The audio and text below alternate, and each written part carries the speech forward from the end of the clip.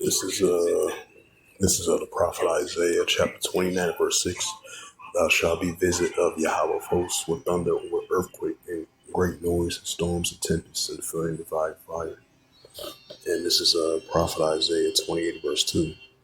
And the power of Yahweh has a mighty and strong one, which is a tempest of hail and a strong storm, as a flood of mighty waters, should cast the earth with their hand. Shalom. First and foremost, I'd like to give all praises and glory and honor to Yahweh Ba'ashem, Yahweh Shai Ba'ashem, Wakal and the Heavenly Father. True name is Yahweh, and His only begotten Son, Ba'ashem, in the name of Hamashiach, Yahweh Shai. Those are the true names in the ancient Paleo Hebrew, the Lashmagadash tongue. And I say Barak to the elders and apostles, Wa'akim, Wa'akwaf, and I say Shalom. And this is a news article, I believe, happened not that long ago. And you had those recent floodings over there in the northwest of the United States, in the upper northwest, over there in Washington, Washington area. I think like out over there in Seattle, Washington, in that area. They've been having record floodings over there in that region. I just want to add a side note to that. And this is from NBCnews.com. And it reads, it says, Déjà vu. Washington floodings hit some areas still rebuilding from 2021 storms. It says about 100,000 people have been asked to evacuate their homes in Washington as a series of atmospheric river storms drench the state this week. It says major flooding concerns in Washington prompt evacuations. So I'm play this video clip published by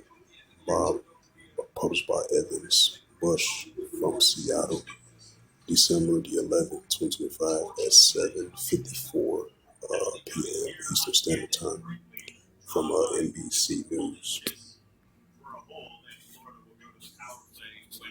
Parts of the Pacific Northwest underwater as major flood concerns threaten millions in the region.